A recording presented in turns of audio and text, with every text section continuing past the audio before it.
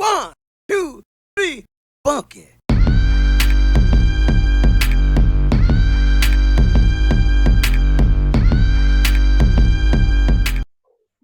What's going on, fam?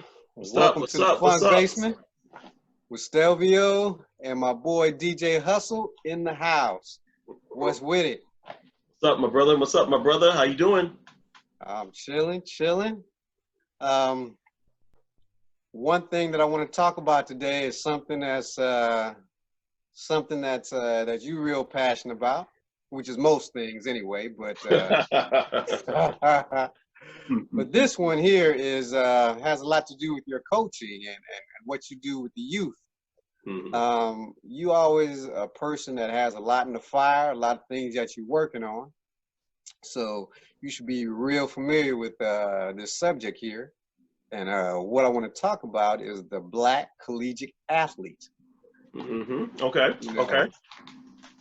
what can a Black athlete do if he's not receiving these big scholarship offers from these huge schools like Alabama, Berkeley, UC Berkeley, Tennessee,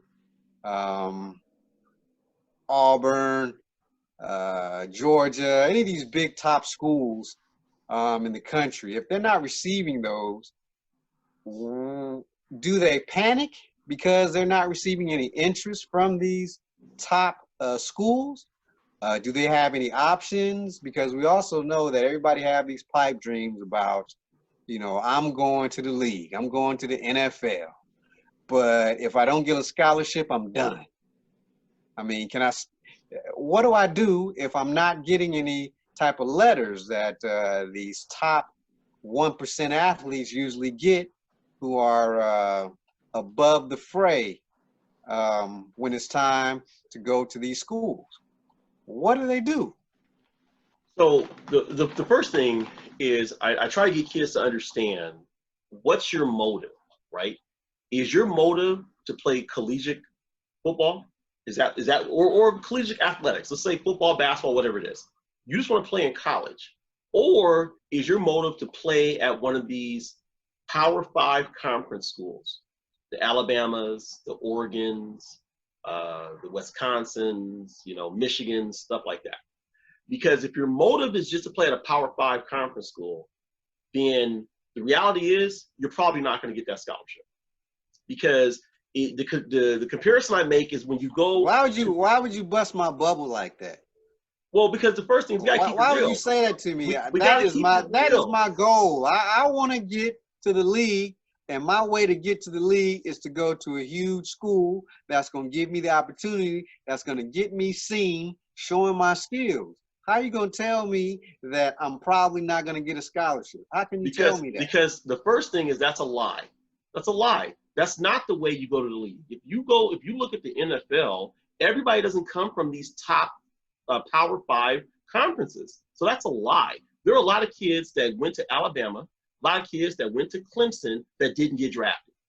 Okay, we just had a draft, right? There are a lot of seniors. Tell me this. How come all these kids that go to Alabama, when the draft comes around, they have to revamp because they all get drafted?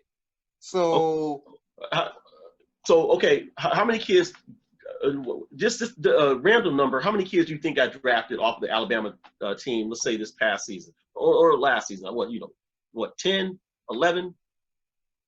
Yeah, my immediate guess would be at least 10. At least 10 got drafted. Okay, and probably 5 in the first round.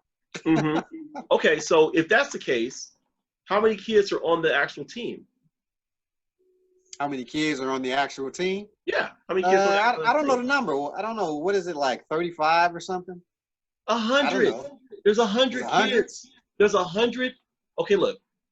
There's usually 120 athletes in the football program. 100 are suited up. Okay. 45 travel. All right. So out of that 100 kids that's in the program, only 11 got drafted. What's the percentage?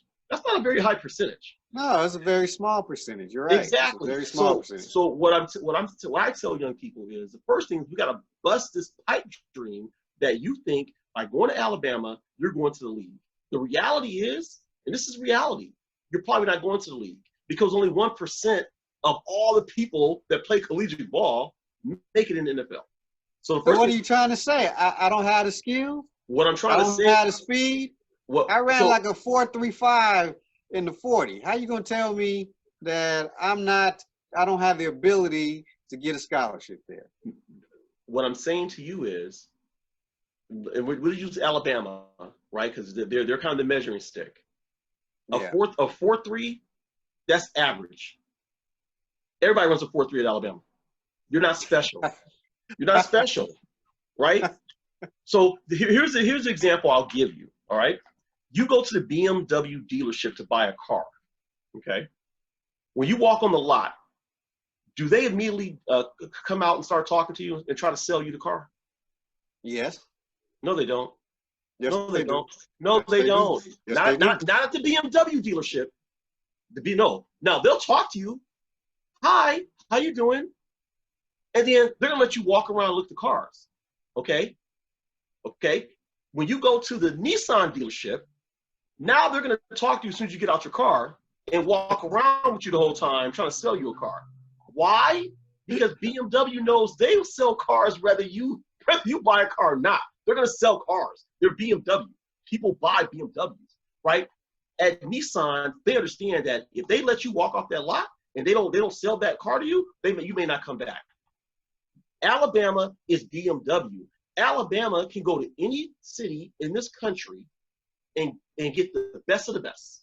So you run a 4.3, okay, you run a 4.3, but we want a 6'7" kid that runs a 4.2 that has a 45-inch vertical. And Alabama can find that because they're the BMW. Everybody wants to go to Alabama. Okay? So what I try to get young people to understand is we have to be honest with who we are and what we are. We got to stop living this pipe dream, okay? So the reality is to play at a top Power 5 conference, so the Big Ten, the SEC, okay, the Pac-12, you have to meet the measurables. If you don't meet those measurables, it's going to be very tough. One of the measurable, you got to be the best athlete in your region, okay? Not just the best on your team, you got to be the best in your region. So if you live in the San Francisco Bay Area, you got to be the best player in the San Francisco Bay Area, okay? Najee Harris went to Pittsburgh High School. He's currently a running back at Alabama. Najee Harris was the best running back in the country. That's why Najee Harris got a scholarship to Alabama, okay? So what I will tell young people is if you want to play college ball, let's look at where you have the opportunity to play college ball, okay?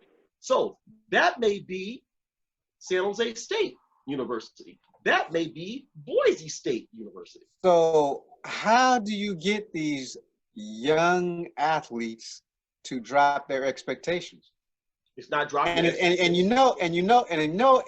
not just the young athlete. It's not just the young men.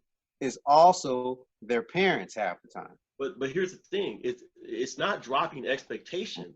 It's understanding the reality of how the game is played. And so what I tell parents is you can waste your time. You can waste your time praying and hoping that Nick Saban comes to your school and sits in your house and offers your kid a scholarship. Or you can be real about it and look at where can my child go where he has an opportunity to play his sport of choice and maybe get his education paid for. Okay, I've dealt with kids that have turned down going to Division I AA schools, okay, or we call them the FCS schools. They've turned those down with the hopes of getting some big scholarship to Oregon, and that scholarship never came. And I remember telling them, if Oregon hasn't offered you by now, you're not going to Oregon. Okay, if they haven't offered you by now, you're not going to Oregon. Okay, but so it's not